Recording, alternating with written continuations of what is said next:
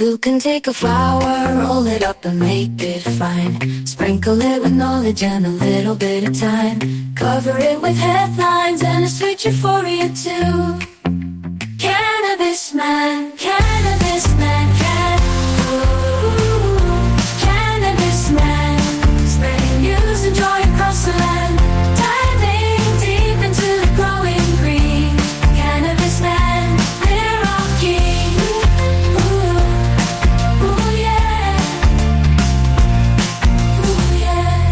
Hello there, and welcome into another episode of the Cannabis Man podcast. Thank you so much for clicking on the show. I'm your host, Don Kleppin.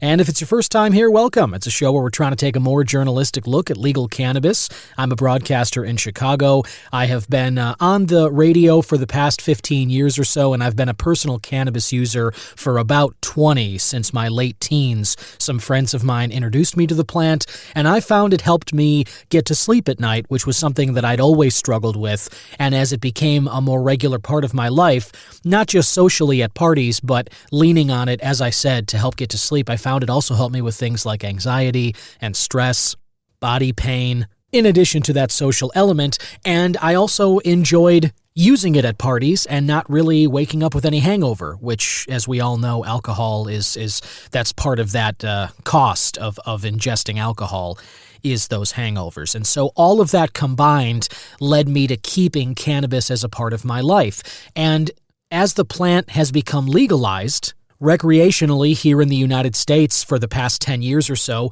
other countries around the world are also legalizing medically and recreationally. I wanted to help bring and spread some information to everybody out there who might be interested in experimenting with cannabis. If you've never tried it because of its legal status, you're not the only one, certainly. Maybe you did try it, maybe you've tried it in the past and you had a bad experience. The point of this show, as I see it, is to share news with you, which is relevant to the legal cannabis space, help you keep up to date on all the developments as the green frontier expands. I also want to try and share insight from experts who are in this space, doctors and researchers who are prescribing medical cannabis when what they're seeing from their patients, researchers who are looking at this plant in their labs and finding out answers to questions we still have about it, and learning new information in terms of some other potential quality of life issues cannabis might be able to help with. I'll also talk with politicians on the show who are either elected or appointed to create and enforce laws in newly legal cannabis spaces. I'll also chat with entrepreneurs, people who are working for companies or inventing goods or services that we're all going to get to try in legal cannabis spaces, and what they're seeing in their state or wherever they operate,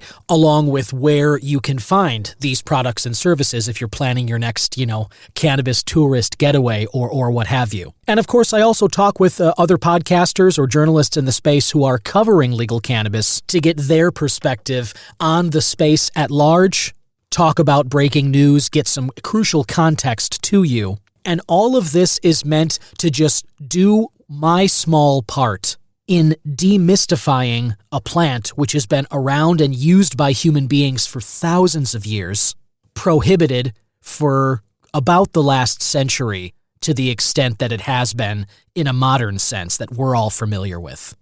And my hope is that that information, a little bit of clarity, perspective on which products might be a little more approachable for you, if you're somebody that likes sativas versus indicas, or maybe vice versa, if you're somebody that would never smoke, but maybe you're interested in trying a beverage or an edible or a topical, there are all kinds of cannabis products out there, and I'm here to help show you some products and give you some examples in terms of how it might fit into your life, what quality of issues it might be able to help you tackle, as well as overall just help destigmatize and normalize something that many of us find fits well into our day-to-day lives.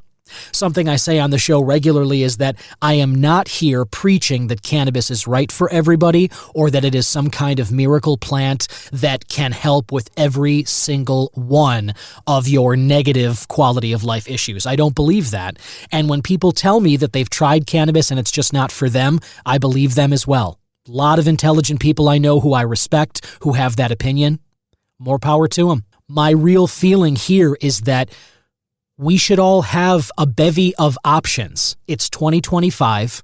We live in a global society. We have a lot of technology. We have a lot of goods and services out there that can help us, whether I'm talking about pharmaceuticals or, exercise equipment at home, things like being connected online all the time, the convenience of smartphones that these things offer. There is a lot about modern day society that offers some amazing conveniences as well as some great avenues to sort of help with the burden of living. That's what I call it. These negative quality of life issues that you might come up against on a day-to-day basis. Cannabis is one of those options. And my real feeling is for those of us that feel that it is right for us, for those of us that really get what we are looking for from this plant, my feeling is we should have the same freedom to use this and make it a part of our lives as the people that feel that way about alcohol or caffeine or sugar or even cigarettes for so long felt about those substances and what they bring to their lives. Cannabis users, we should have the same freedoms that everybody else has enjoyed.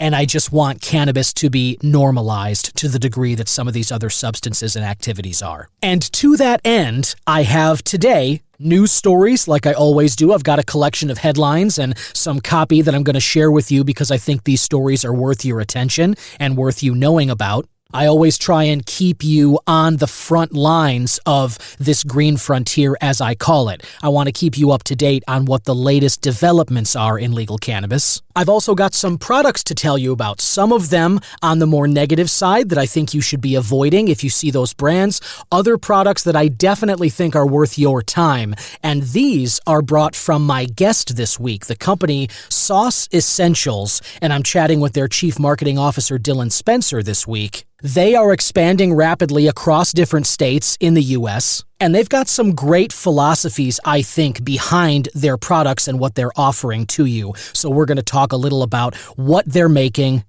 why they take the approach that they do, and which states you can look out for these products in the days and months ahead. If you would be so kind, and if you haven't already, do me a favor, leave a rating or a review for the podcast. However you're listening to this on YouTube, Apple, Spotify, wherever you get your pods, there's a function to leave a rating or a review. Scroll on down right beneath the title card of this show, and you'll see a button to rate or review, or you'll see a certain amount of stars that you can click. If you can leave the 5 stars, that's a big favor to me. I would really appreciate it. It helps this show stand out from the millions of other podcasts out there. And for those of you who have left ratings and reviews, thank you so much because you've already helped me do that in a big way.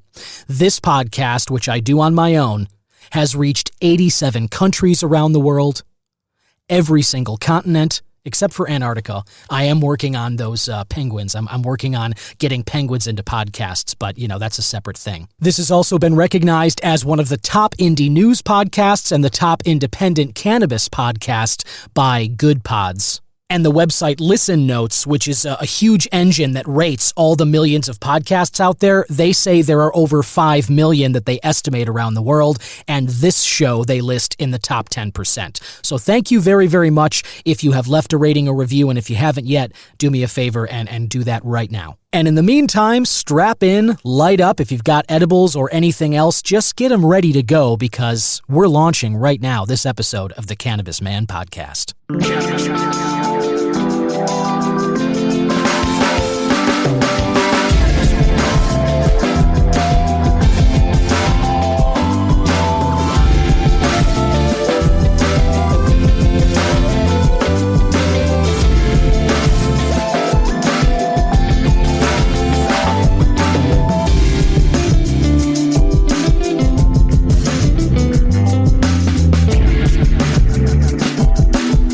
This is Tommy Chong, and you're listening to the Cannabis broadcast.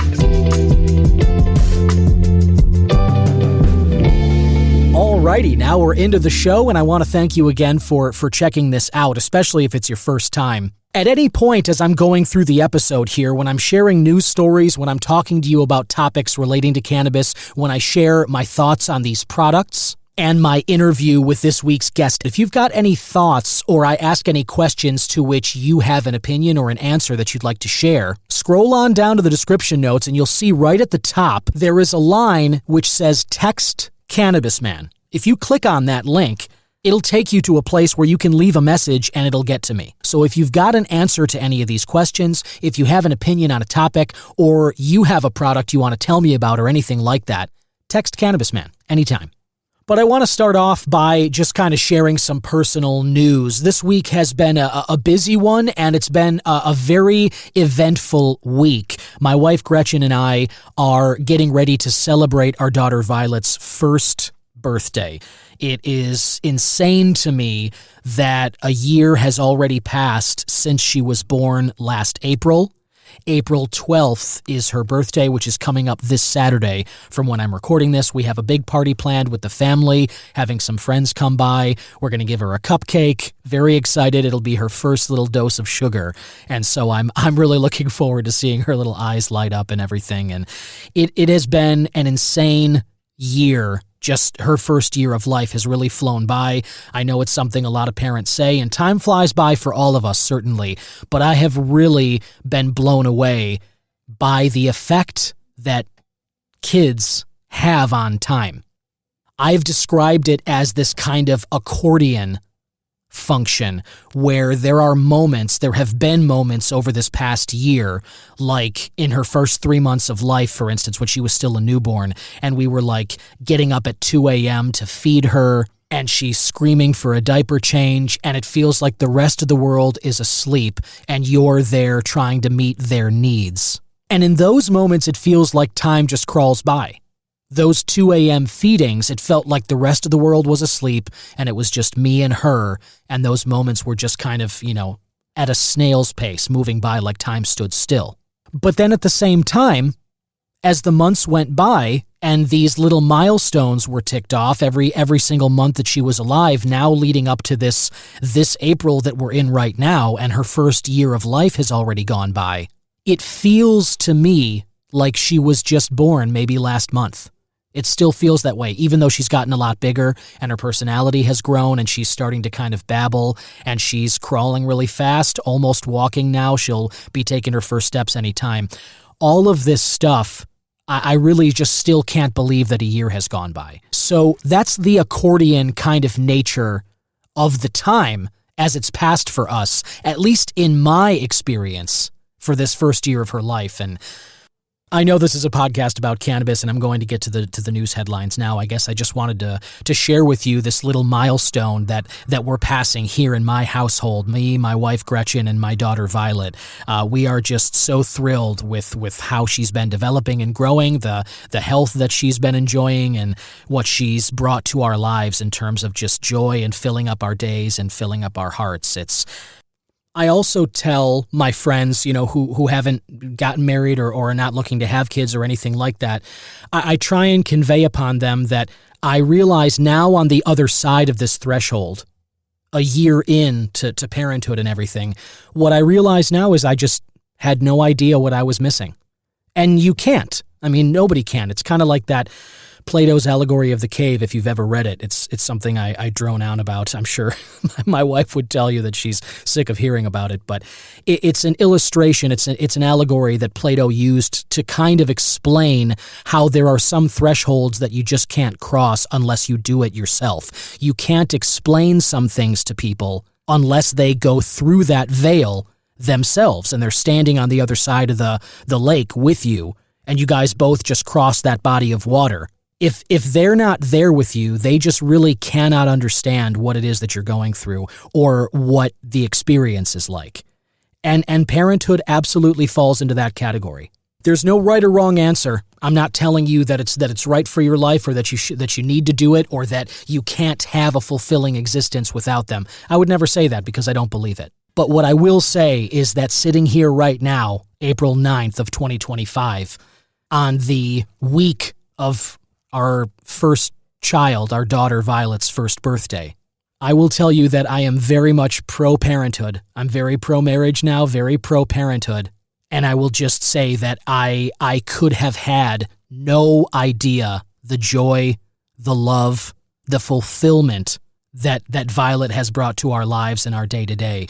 It really is just magical. And I do feel like, even though I just talked your ear off for the last 5 to 10 minutes, however long I've been droning on about this, and I apologize, by the way, but even though I've droned on about it, words are inadequate. Trying to describe or put words to what parenthood means and feels like, words fail me in this topic. So cheers to you, Violet. Cheers to your first birthday, and many, many more to come. Cannot wait to see how the rest of your life goes and experience that with you. Now I want to kick off the News Joint wrap. This is a wrap-up of news stories in the cannabis space, legal cannabis in and around Illinois. These are curated by IllinoisNewsJoint.com. I like to think of it as the joint you can hit for all your Illinois cannabis news and reviews. And some of the news that has been posted to the site recently includes an extension of a deadline for cannabis product registration. This is from about 10 days ago. Jason Brown, who runs the site, posted this.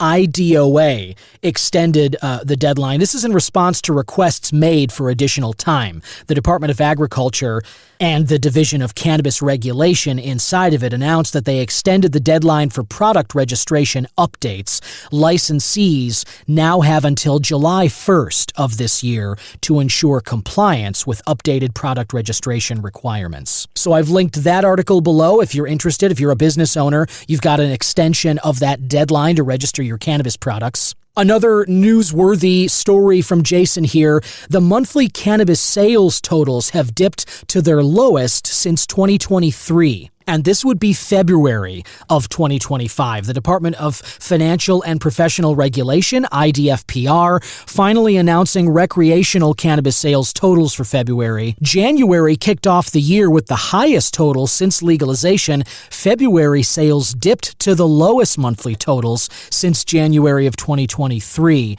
And for only the second time since legalization, monthly sales totals went down from the previous year's monthly totals. So as Jason notes there, recreational sales have pretty much been on an uptick, except for some reason in February of this year. And I won't speculate as to why that is, but another story here that Jason points out related to that is the sales of Illinois medical cannabis. Those have reached 22.1 million. Courtesy of stats from the Illinois Department of Public Health, IDPH, posting on April 3rd, about a week ago from today. Retail sales of medical cannabis for March reached over the 22,100,000 mark to outpace January and February totals, but still lower than the last 4 previous March totals and all but one monthly total of last year, 2024. So the medical sales for March were a peak this year, but still pretty low in the grand scheme of things. And I've said it a lot on the show, but medical sales versus recreational, the rec sales are always going to dwarf the medical. It doesn't matter what state you're in, and it doesn't matter what time period we're talking about. There are just going to be fewer medical card holders in every state than there are recreational buyers. Because tourists come in from out of state, as well as the just sheer amount of people who live in that state among the residents. The percentage of people who get and maintain their medical cards and who qualify for them is a fraction of the population at large, and all of that population of those 21 and older qualify to be recreational cannabis buyers. So that's just kind of how I feel about that. Medical sales are always going to be lower. Some recent reviews posted to Illinois News Joint: Strawberry Cough Pod by Rove, Samba Slaps Live Resin Vape by Revolution, Lemon Cherry Gelato Live Resin by Legacy, and Grape Runts Disposable Vape by Vapin' Ape. They also highlight the dispensary of Shangri-La in Springfield. I myself have interviewed the people at Shangri-La, and you can hear more from them in my episode which came out last year. And you can find out more about all those stories I brought up, as well as more relating to cannabis in and around Illinois, all at IllinoisNewsJoint.com. Now I'd like to get into some products that I have been having this week. I'm going to tell you about some other ones after the interview that are specifically from Sauce Essentials. But right now, I thought, since normally I come on here with my product of the week and kind of gush about stuff that I've been loving, and to be fair, that's a long list. I absolutely love trying new cannabis products. It's one of my favorite parts about doing this show and just being in this space at large, trying new things and kind of sharing with you what is so great about them and sort of hoping that I get you excited to try them too.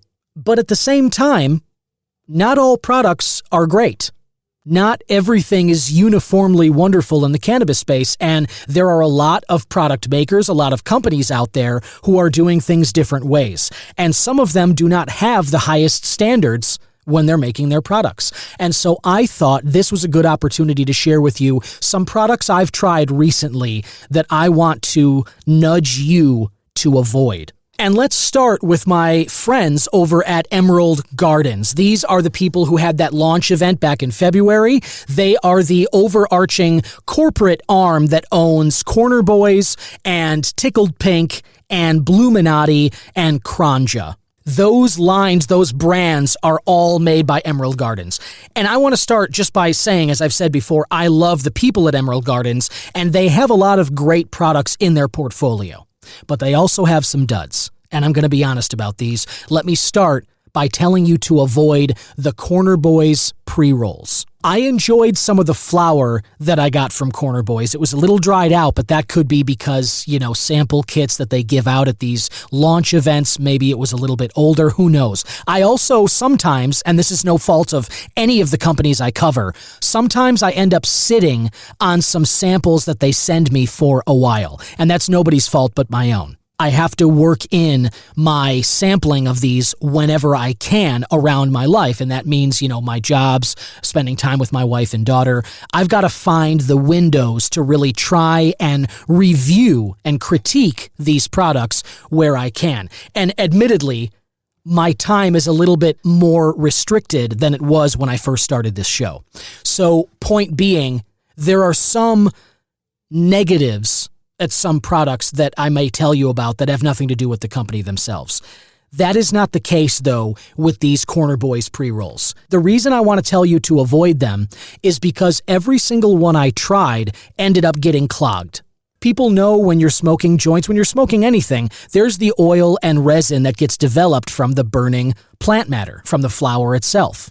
When pre-rolls are not well put together, you burn down about half of it, and then, all of a sudden, it's like you're trying to suck a cherry through a straw. If you've ever had a milkshake, you understand what I'm talking about there.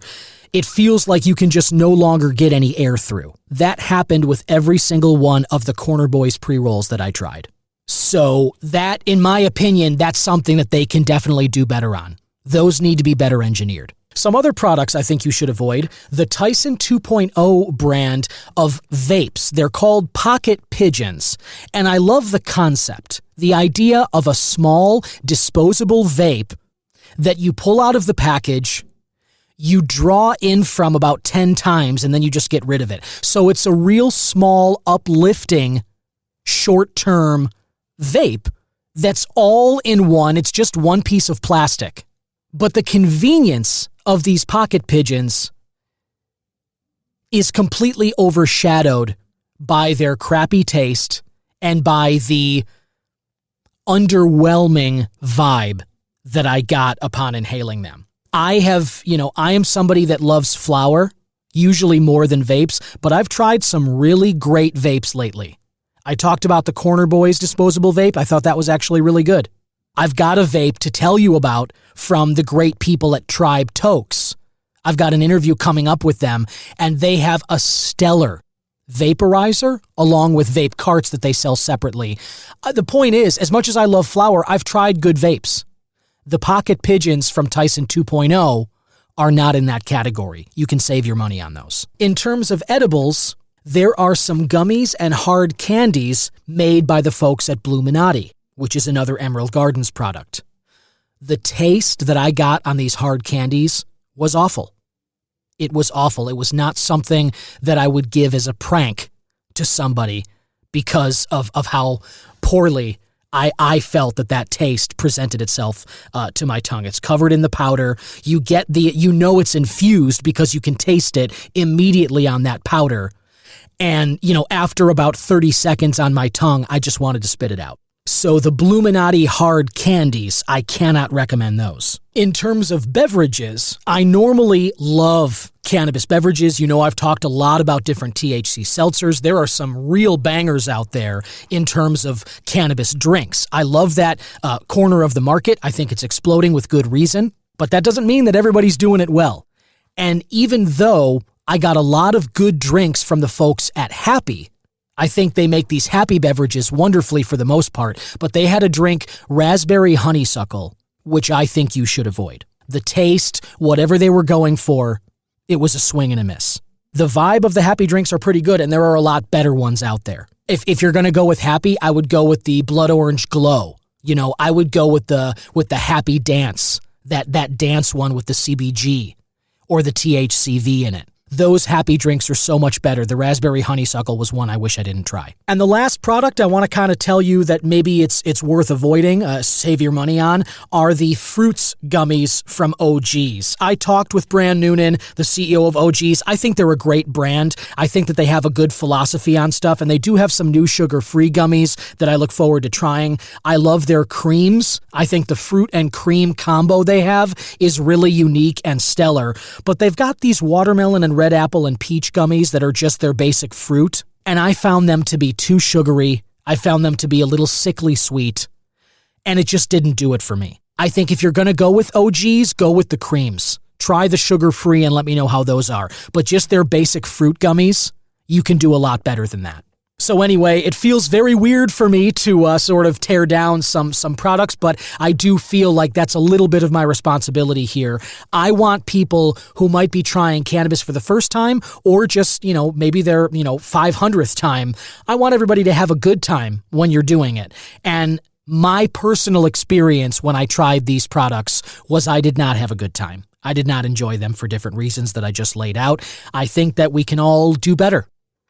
Money's tight for all of us, I think, right now. It's a rough time economically. And if you are somebody that's not growing your own stuff at home, if you're not making your own products like these yourself, you might be turning to this show to sort of get an idea of what's worth your time and money and what's not. And I hope that list right there gives you an idea of a few products that maybe you can do better than and save your money on and put towards something that you'll enjoy a little more. One more note before I get into this week's expert interview. I want to ask, what is your opinion of cookies? Not the brand or specifically infused cookies, but just in general baked goods. How do you feel about cookies? Do you enjoy dipping them into a glass of milk? Is it a dessert that you find yourself going back to? Do you get those pre-made packs whenever you're at the store that they tend to have in the checkout lines that are so hard to resist?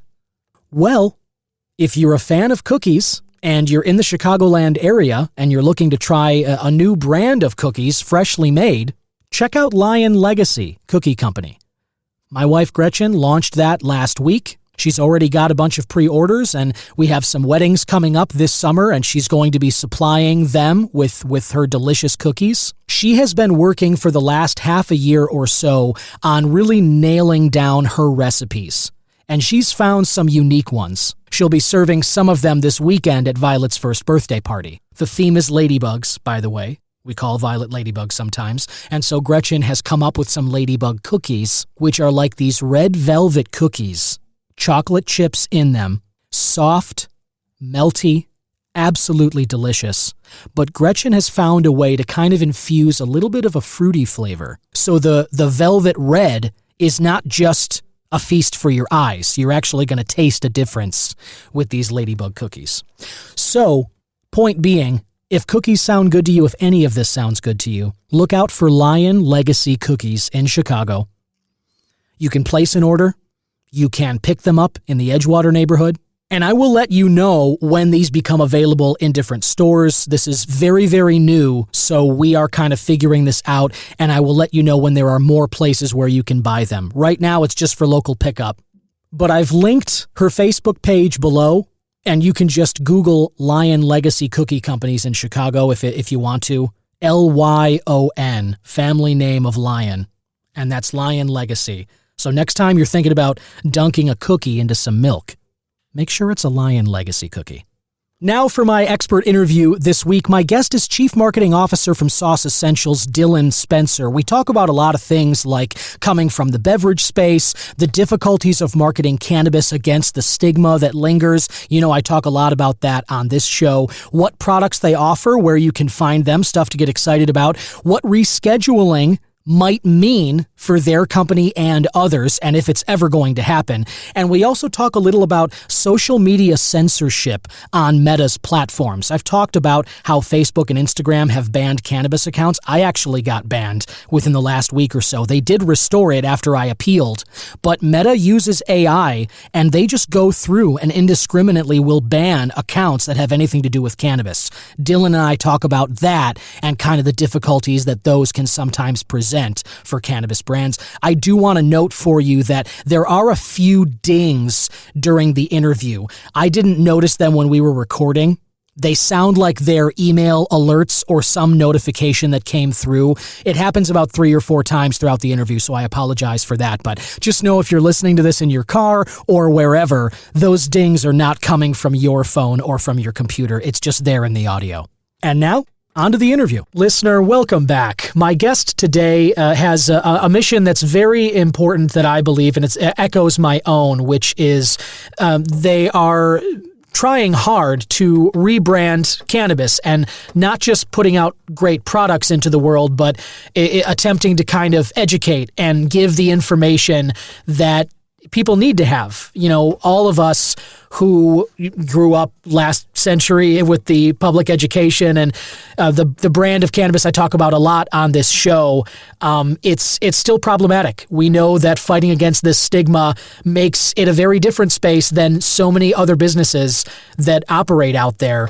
And so changing the narrative about what cannabis can offer people, about what quality of life improvements it can provide you, as well as just creating different products to meet people where they are, that is an incredibly important mission. And it's a mission that the company Sauce Essentials set out to do in 2018, creating exceptional cannabis products that consumers can trust, provide a welcoming culture and quality experience no matter what vibe you're looking for. And they got started in the rec markets in 2021 and broadening offerings with things like Dream Pens, CBN vapes, smokes, infused pre-rolls, bursts, high-potency gummies, and classics vapes to cannabis markets around.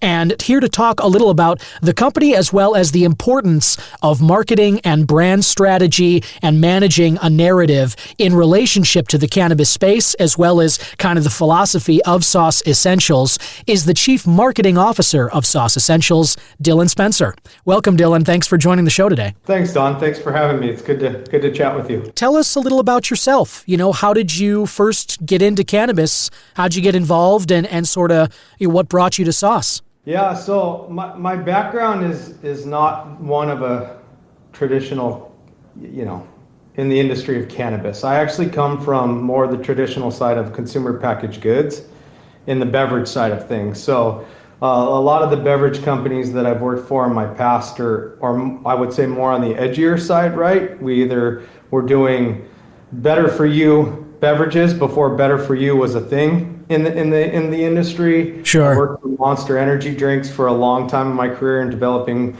product line extensions and new brands. A lot of the different brands that we launched over at Monster in that time, spent a lot of my career there.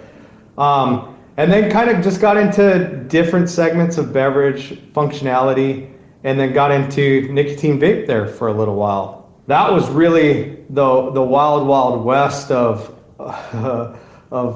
any industry you could think of. It was a flat out race to the bottom in price points. So Sure. You get more mills and for a less price. But cannabis had always interested me, consuming all growing up through high school and early 20s. And at the point where I was talking to a few different cannabis companies, I didn't know where the industry was going. I thought, well, is it kind of like the wild, wild west of vape? I didn't know how the branding was looking at that point. And then I went to Hall of Flowers in December of 2020. And I was shocked after going to a convention called NACS for the convenience store channel and the Expo West for the natural foods channel. And to see the professionalism of the booths, to see the professionalism of people within the industry, to see their passion, I was quite shocked, right? I was getting weed from my buddies. It was, I wasn't actually going into dispensaries or purchasing anything. And I know our CEO very well. I've known him for a long time, and we've worked in different spaces. And he said, "Come over." He's like, "I wanna take sauce to the next level. Help me out. Let's see what we can do to expand on rec." And in a short period of time, and his passion for the brand and my passion for the brand and delivering what we want to deliver to consumers is probably where we are, why we are where we are today, right? And it's been a fun ride for 3 years. I mean, we've gone from 1 state to 8, and we got 14 on the docket. So wow, it's growing quickly, and we're having a blast doing it. That's awesome, Dylan. I mean, it's cool, and it definitely, it reflects a journey that I think is fairly typical. There's a lot of people in this cannabis space, and as I always talk about, I mean, this is a big party. There's room for everybody, certainly, and there's a lot of people who come from different backgrounds. Whether personal users or not. There's plenty of people working in the space that never tried it before. I've talked to people on the show who felt the old way about it, like that DARE public education stuff, that they grew up feeling like cannabis was evil and the whole devil's lettuce stuff. And then they get into the space, they meet somebody, they meet some people who they respect, and they find out they're trying it, whatever it is that opens that door for them. And then they're in here. And I just think that there's really no space as fun as this one. And so let's talk about Sauce Essentials and kind of how it evolved. You mentioned that you started with 1 state, and now you guys are in more than that with many more on the docket and whatnot. So when you got into Sauce, what was it that you kind of first started focusing on? And tell us a little about, from a marketing perspective, how you approach being in a space like this where there is so many negative connotations already baked into a lot of people's consciousness, and you're trying to convince them, hey, these products can really help you with a lot of stuff that's negative about your lives, Yeah. I think it's product first, right? If you don't have the right product in general, consumers, they're not going to gravitate towards you. So whether that's looks, whether it's functionality, whether it's taste, whether it's strains, there's a lot of different things. So that's first and foremost. Are you developing the right product that consumers want? And us coming out in a 1 gram live resin, not that we were the first pioneers to this, but we were one of few that were going out in an all-in-one 1 gram live resin. And our big thing too is we have high quality inputs at a fair price, right? We're not the cheapest 1 gram distillate. I'm telling you that right now. We're just not the cheapest by the level of efforts and funds we put back into marketing to not only our dispensary partners, but to consumers. And then when you look at it from a 1 gram live resin, 1 gram live resin was anywhere from $60 to $70 in multiple states for a while, right? Sure. Yep. And we were coming out in that $40 to $45 price point, high quality ingredients at the right price. That's appealing to consumers, right? Absolutely. And then the look and everything that we go into it, it's a well-designed package, it's a well-designed product, you have the functionality, you have our device. Like, we've gone through multiple iterations on our device based on consumer and bud tender feedback, right? We're on, our 4th, 5th version of our device, and always improving that user experience.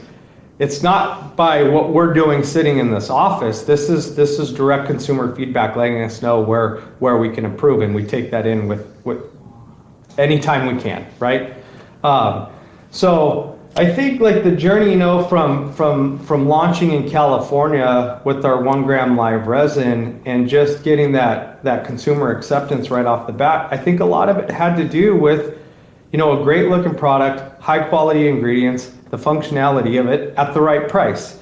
And then where we layer in, and there's a lot of brands that are doing it now too, and I'll tell you, it's pages from a traditional consumer packaged goods playbook, right? If you start and launch a brand and you support your dispensary and retail partners, and you're consistent with that support, and you never back off, they understand what you're trying to do for them. And no brand wins if they're not on the shelf. It'll never happen, right? So our efforts against field marketing, our efforts against field sales support are probably best in class, and we don't back off. Every retailer is visited at least twice a month, sometimes more than that. And that's from a marketing standpoint and educating bud tenders and running demos and PADs and appreciation days, or just making sure we understand what their inventory levels are. Are they priced right? Do they need support from a promotional standpoint? So that's just a couple prongs of the marketing and support approach, right? We have consumer engagement. We're doing events. We're spending money against digital where digital makes sense. We're working with the right influencers that not only, follow along with what our brand values are, but they enjoy our product too. It's not, our influencers not just, we're not paying for impressions at that point. Can they be part of our tribe? So sure. That was a long-winded answer, but there's a lot that goes into it. No, it's welcome, man. I mean, that's the beauty of podcasting. We can let conversations breathe. I come from a legacy radio background where it's like, all right, keep your answers to 30 seconds or less because we got to hit a break in about 5 minutes. So I love long-winded answers. Please, you're welcome to let it breathe. And on the marketing front, you mentioned a couple of things there that I think people would be thrilled to hear about. And one of them is the quality that you guys as a business partner bring to the retail relationships, talking about educating bud tenders and, seeing which products might need support.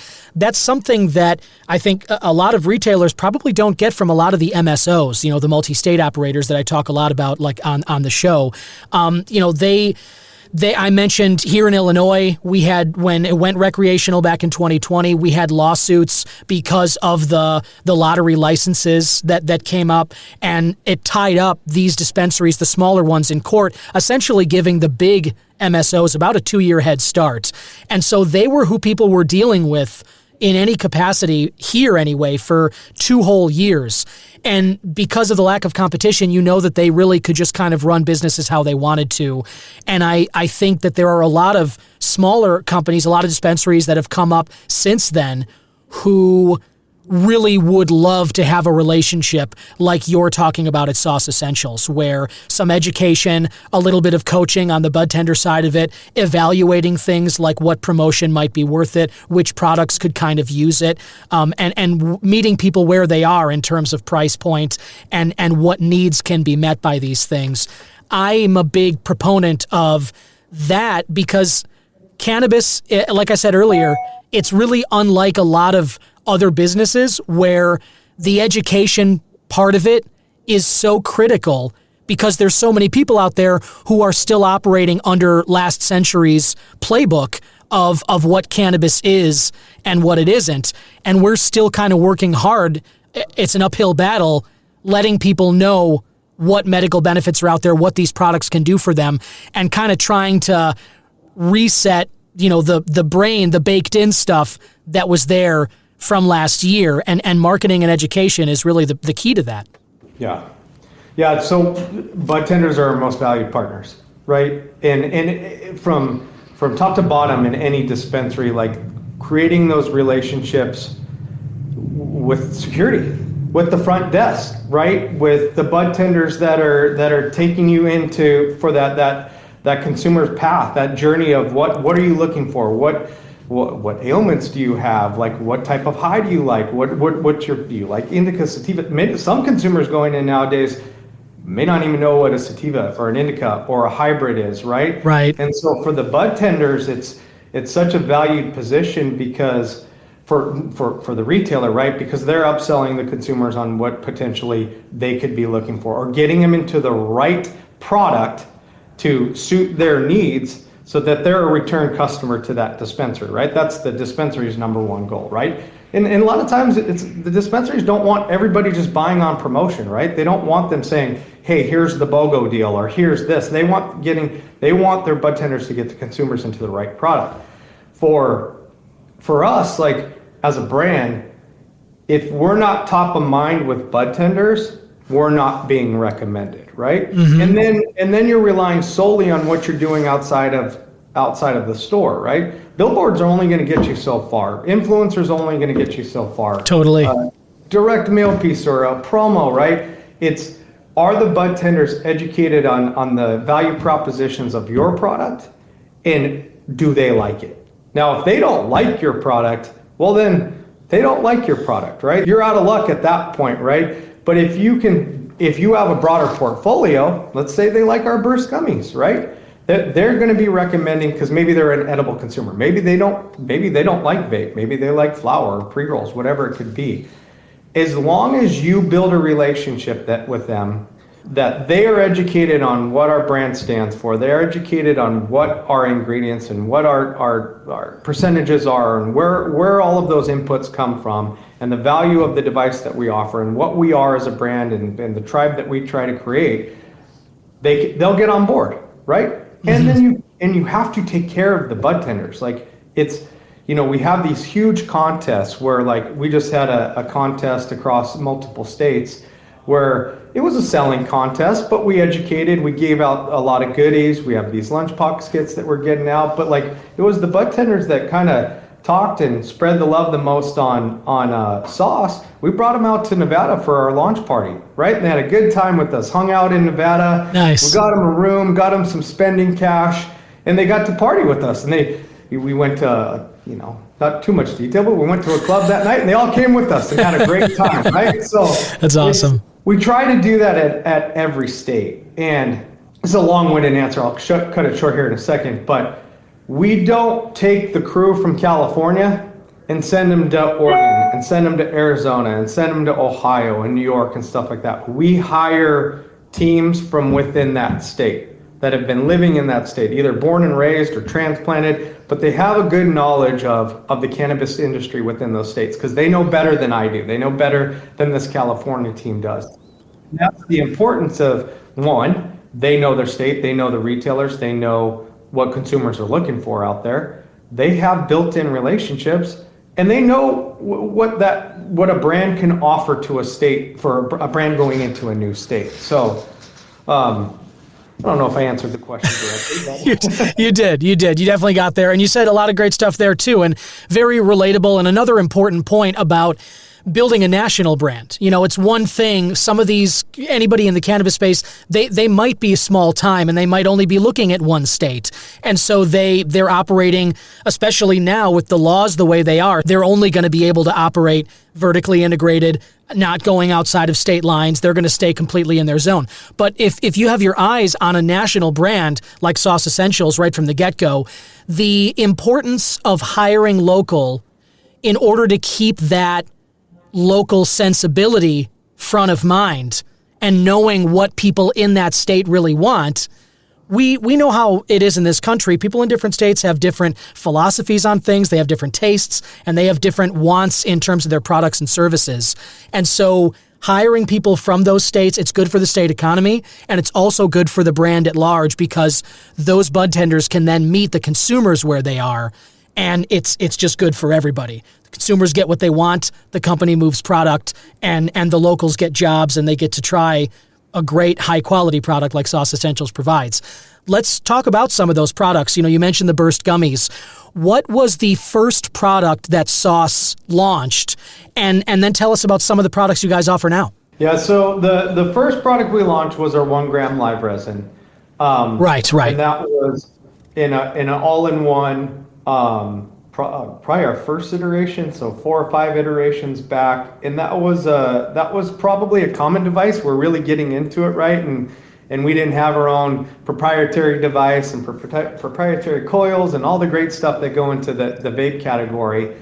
And that, like, it's our lead dog, right? Our 1 gram live resin at a, like I said, high quality, great price point is generally what we launch in every market right off the bat. And we spent a good 9 months in California fine-tuning our in-store support strategies, right? Like, there's pages from other books that I've been a part of or written in not published books, but sure, playbooks. And we had to really fine tune what we were going to be doing in California, and I'm going to back up a second. It comes down to the people that we've hired, right? A lot of the people that we've hired in California have been with us since the beginning. They've been here for 3 years. Some of our field marketing experts and some of our field sales team, they were with us since the get-go. They know what we do better than anybody.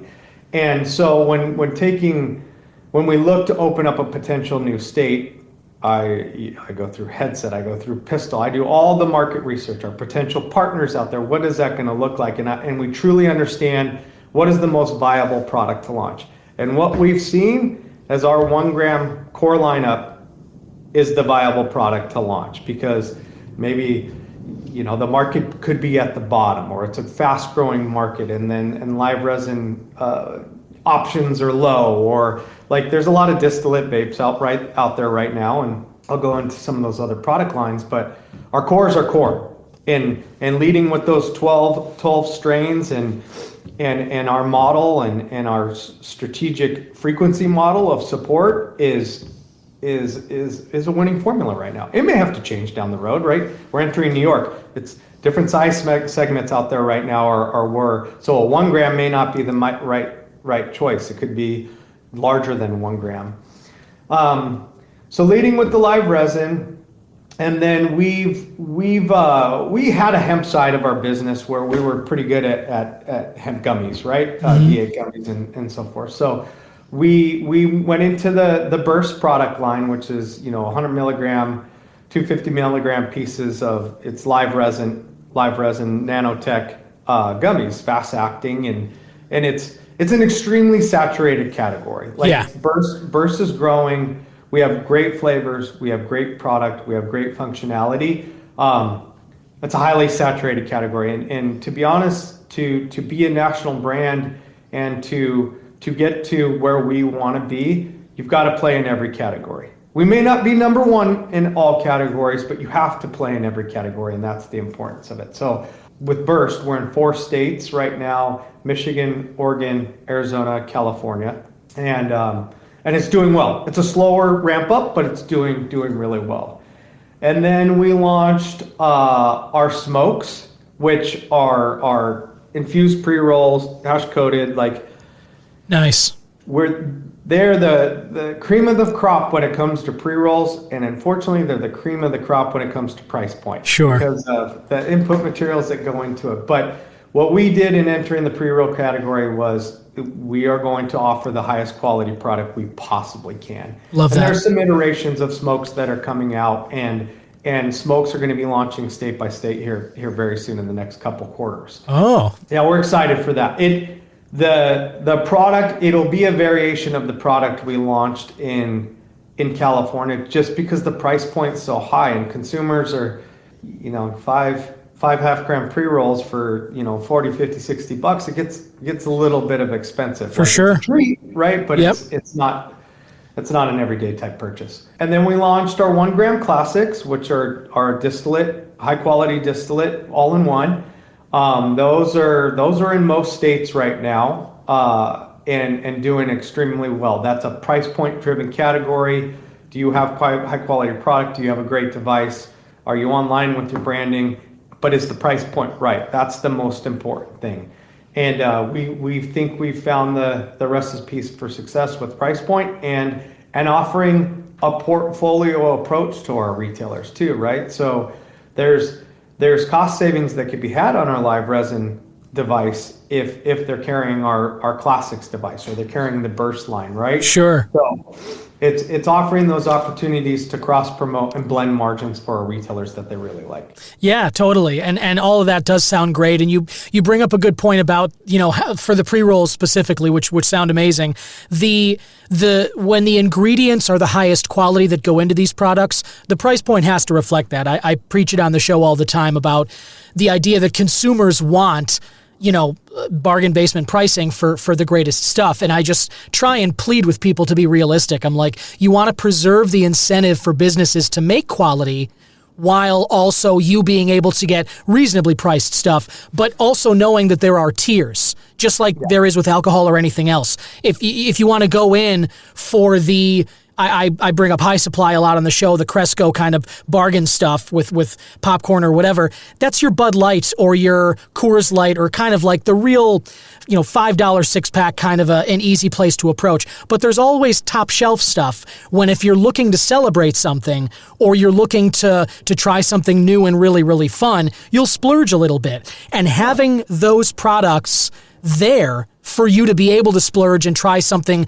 wonderful and new, I think that there's a lot of cannabis consumers who are looking forward to that. And I know that people will be looking forward to seeing these Sauce Essentials products come into their states, because all of those sound fantastic. And speaking of that, spreading state by state, as a marketer, Dylan, the news about rescheduling, you and I are recording this January 22nd, the notion of moving cannabis from Schedule 1 to Schedule 3, whether it's just the 280E tax breaks or if it's the interstate commerce that could come from it, that lower regulation, and as well as, marketing stuff on social media platforms, having cannabis accounts not be so restricted on stuff like Facebook and Instagram if it were to be rescheduled. But we now have the news that it's been pushed back for at least 3 months, probably more. I know how it goes. Like, I'm not holding my breath for the federal government to kind of, give us an attaboy or really help cannabis along in any way. But from your perspective, as somebody who's got this company and you're marketing several different brands and you're operating in different states, what would rescheduling mean to you? And is it something that you're really kind of hoping for this year? It's a tough question. I'm not at that point where I can say it's good or bad. Right? Gotcha. I don't know what that rescheduling means. Is it prescription-based rescheduling, right? That's not where we want this industry to go. Opening state lines, that's really good for any brand, right? Because fortunately and unfortunately, it comes down to your cost of goods. If you can produce high quality product at a lesser cost, and then you can build in your transportation costs and get a better price point to consumers, that could be a big deal. That could be game changing for this industry. Yeah. I don't know where it's going to go. The positiveness of a potential reschedule is, what does that allow for us from a marketing standpoint? Does it open avenues for potentially more traditional advertising, right? Like programmatic media. Like there's billions of impressions to be bought at a cheap price, right? That could potentially open. I don't know if it's going to go that route, because if you look at liquor and the beer industry, right, that's highly regulated, and it's highly regulated at a state level. So whether a federal rescheduling comes into play, I think a lot of it's going to get pushed back into the states and what the states want to allow and things like that. We're in Ohio, right? In Ohio, good luck marketing, right? You can't do much out there, right? So you build your brand on word of mouth and working it through bud tenders. So I don't have a really good answer for that. I got you. I want to have high hopes. For sure. Yeah, pun intended, right? I mean, I totally get that. And I feel the same as you. It's like you hope for the best, but always plan for the worst. That's the most rational approach to take with anything, and certainly cannabis rescheduling falls under that. On the topic of what you're doing to promote and sort of, whether it's influencers, billboards, these kinds of things, there was a bit of a change to Meta, the owner of Facebook and Instagram's policies.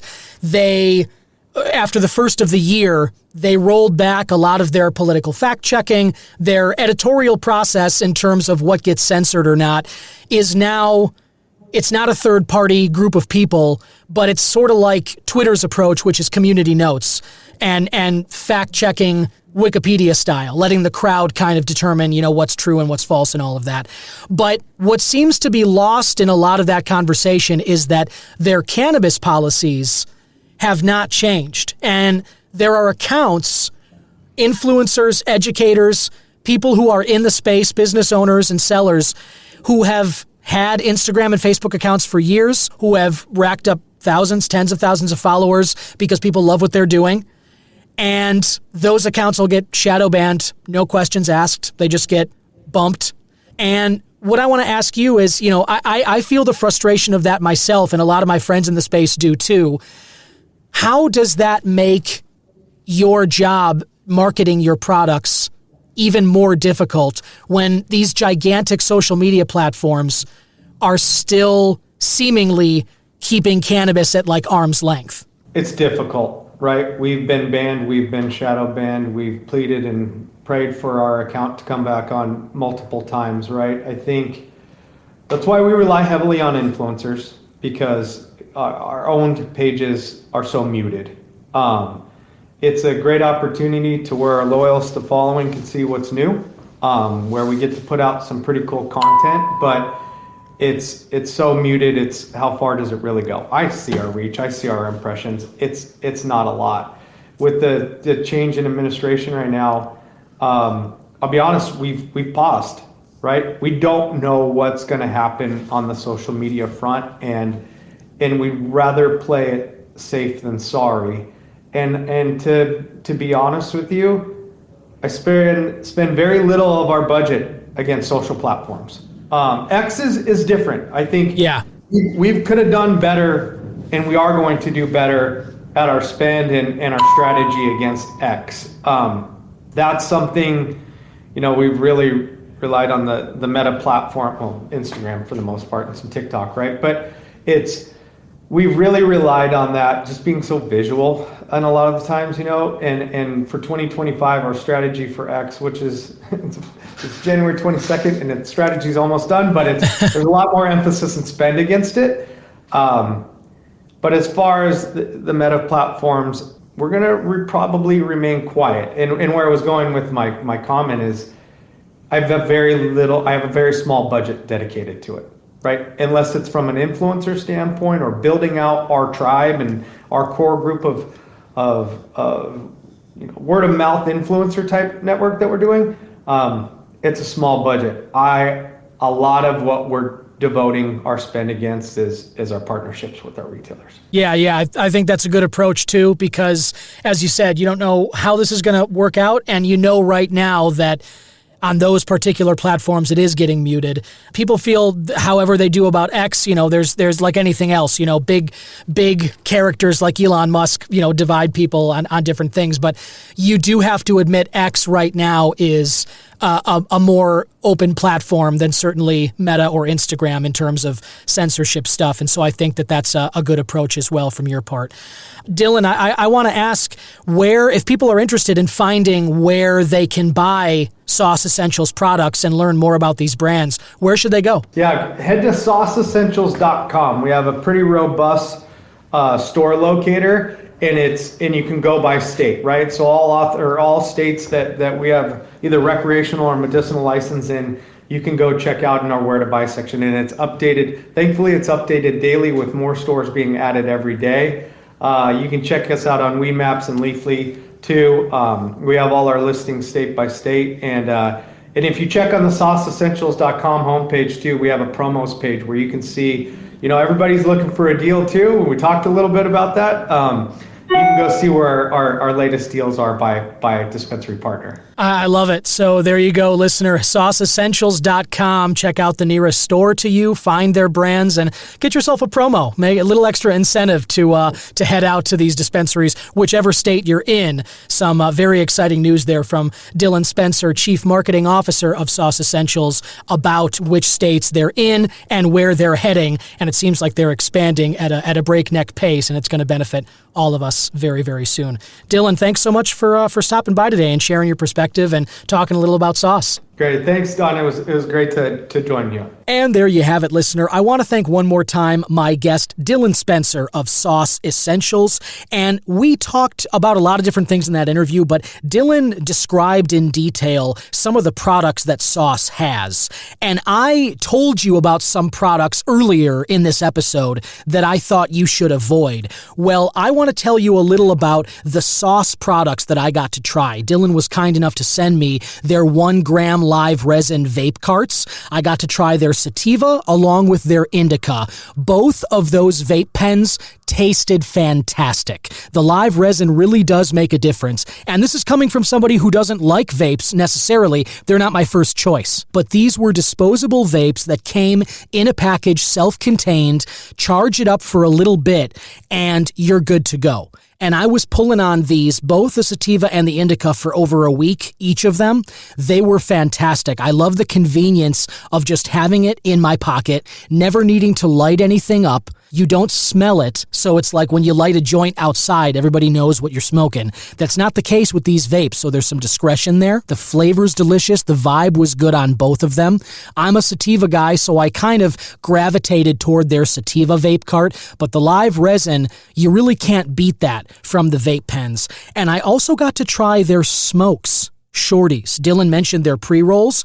These were half gram per joint, so the jar came with 3 grams total. The White Runts is the strain, and it's a hybrid strain.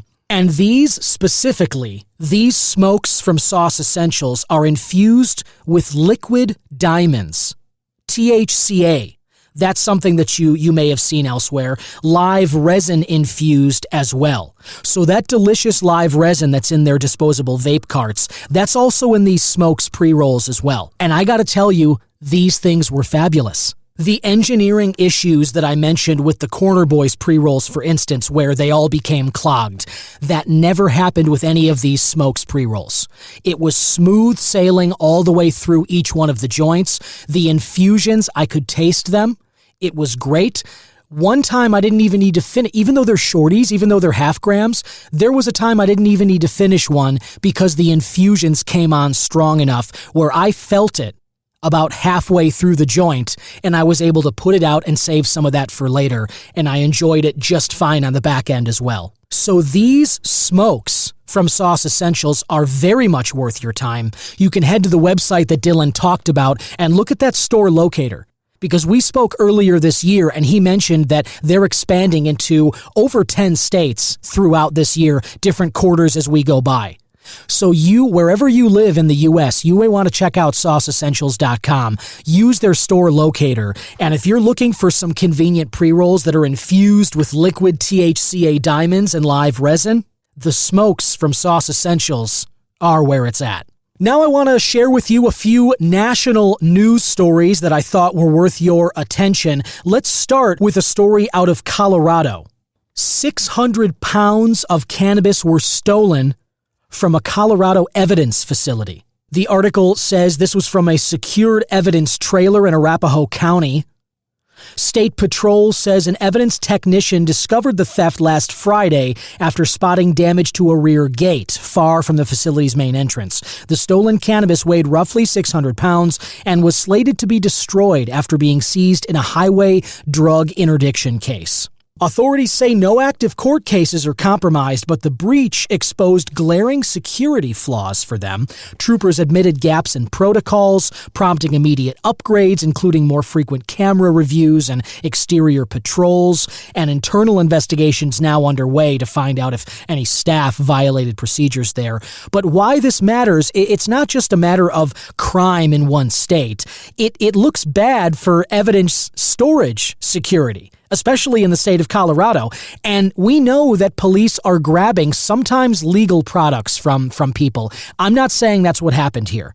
I don't know that this was legal cannabis that was seized by a state patrol. But whether it was or not, it does raise concerns about how law enforcement safeguards drugs they confiscate, even in legalized states like Colorado. Now we head south to Texas. The hemp industry there is fighting back as some bills that would ban hemp products face massive public opposition there. Texas lawmakers got an earful this week as over 1,000 citizens flooded the state capitol to protest HB 28 and SB 3. These are twin bills that would cripple the state's hemp-derived THC market.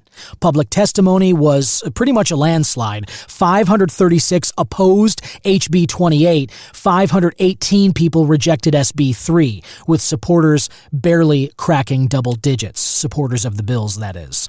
The Texas Hemp Business Council called it a bipartisan rebuke. Polling shows 68% of Texans, including majority of Republicans, Democrats, and independents, all want regulated hemp access, not prohibition. Veterans, farmers, and business owners warned the bills would erase $4.3 billion in annual sales and 53,000 jobs, according to a report from Whitney Economics. Industry advocates pushed compromise, age restriction, child-safe packaging, and enforcing existing laws like HB 1325, which already mandates testing and licensing. Critics argue the ban would fuel illicit markets while gutting a sector that generates $268 million in state tax revenue. The big picture here, this has to do with something I've talked a lot about on the show, which is the current battle between legal hemp and legal cannabis. Now, they're the same plant. Anybody who's grown it understands that. But in terms of how they're regulated, the two are very different right now in the United States in 2025. There is a fully legal hemp market up to 0.3% THC nationwide because of the 2018 Farm Bill, which they're still using.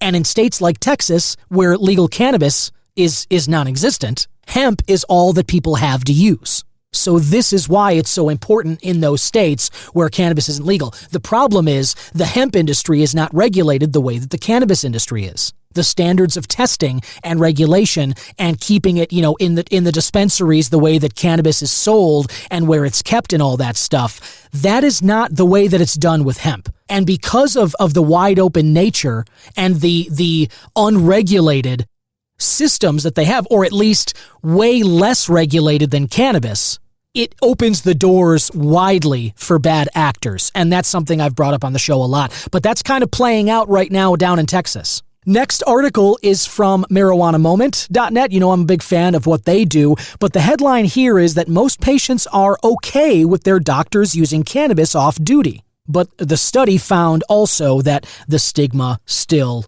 lingers. Shocker there. Talk about that pretty much every week on this podcast. A new study found a growing but complicated acceptance of physicians using cannabis. This was published in the Journal of Hand Surgery. It surveyed 388 orthopedic patients in Pennsylvania. It found 56% were comfortable with their doctors using medical cannabis off duty, nearly matching approval for nicotine, but trailing alcohol, which were listed at 57% and 64% respectively. 45% of people approved of recreational use, though 25% actively opposed it. That's the highest disapproval rate among substances surveyed. Notably, the article goes on, 1 in 5 patients remained uncertain about cannabis in treatment plans, even for non-psychoactive CBD. So that's an interesting one. 20% of people aren't sure about being prescribed cannabis medically, even CBD. The study highlights a shift in society, one that, again, as I say on the show all the time, we're witnessing every day. Most patients supported their doctors using cannabis, but lingering stigma and legal ambiguity are still problems. Pennsylvania, where only medical use is legal right now, mirrors this tension. A recent poll showed voters prefer private cannabis sales over state-run stores, as Democrats there are pushing for legalization, with GOP support still kind of mixed. And coming back to the Midwest, Michigan's Supreme Court, this is a big one that I thought was worth bringing to your attention. The Supreme Court of Michigan limits police searches over cannabis odor. This is considered a landmark ruling here. Michigan's Supreme Court declared that the smell of cannabis alone no longer justifies police searches of vehicles. This was a 5-1 decision, and it overturns a 25-year-old precedent reflecting the state's legalization of recreational cannabis in 2018.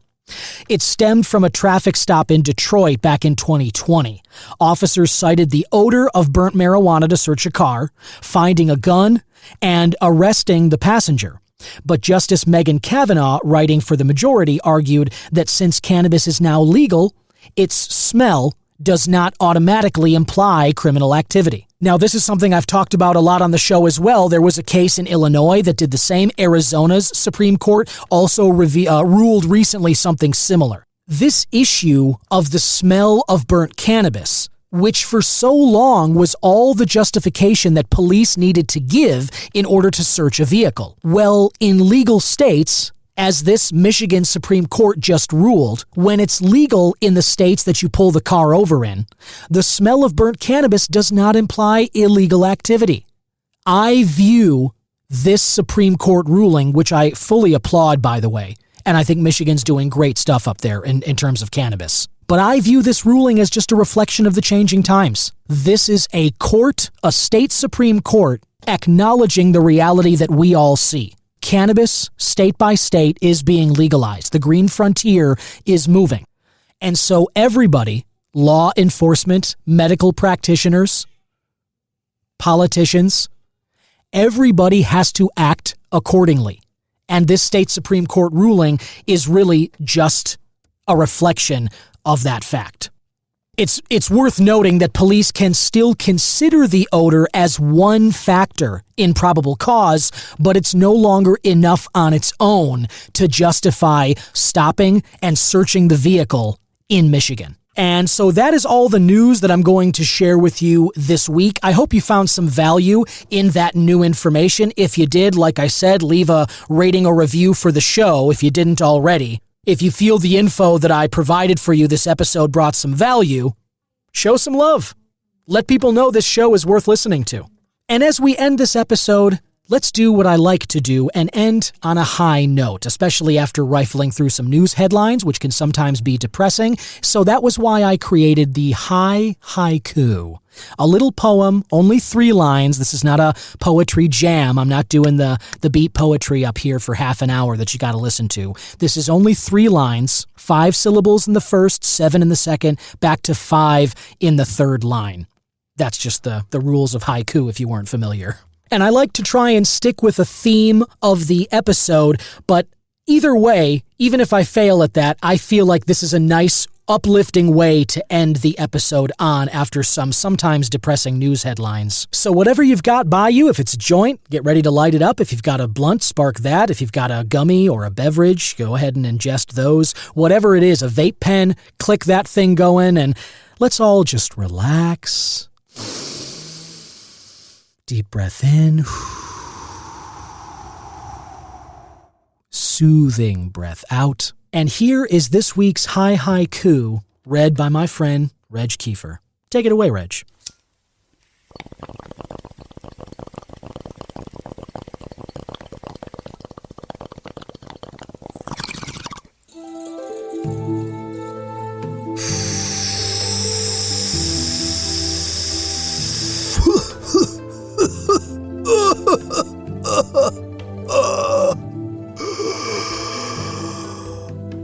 I gotta clean that bong, man. It's terrible. Okay, this high haiku is titled First Trip Around the Sun. Tiny hands reach up. Time slow dances through the days. 1 year, a lifetime. That was this week's High Haiku, themed for Violet's first birthday. Hey, Don? Right you are, Reg. She is turning 1 on Saturday. Still really can't believe that. So thank you for reading as always. And thank you, listener, for checking out this episode of the Cannabis Man podcast. As I said, be sure to follow the show on social media. You can disregard Facebook or Instagram because, like I said, I got banned and I'm sure my accounts are going to get banned again soon enough. But there's always Twitter, Blue Sky, and LinkedIn. I always share stuff on those platforms. You can follow me, Don Kleppin, Kleppin. You can check out my website. If you need any voiceover work or you're looking for somebody to do any kind of audio stuff, I am your man. You can reach out via the website and you can follow the show on those platforms. Do leave a rating or review. Got a lot of fun stuff coming up for 420. My God, that's already next weekend. Also Easter Sunday this year, which should lead to a lot of fun memes I'm expecting over the next week and the following ones. 420 and Easter being on the same day is something to celebrate, that's for sure. So get yourself ready, make your plans, and I'll have some special stuff for you next week on the Cannabis Man podcast. Spend time with those you love. Call them, text them. Let them know how you feel because life is short and it does go by fast, as evidenced by the fact that my daughter, my first child, is already a year old. Have a great week and weekend, and we'll talk next week. Bye-bye.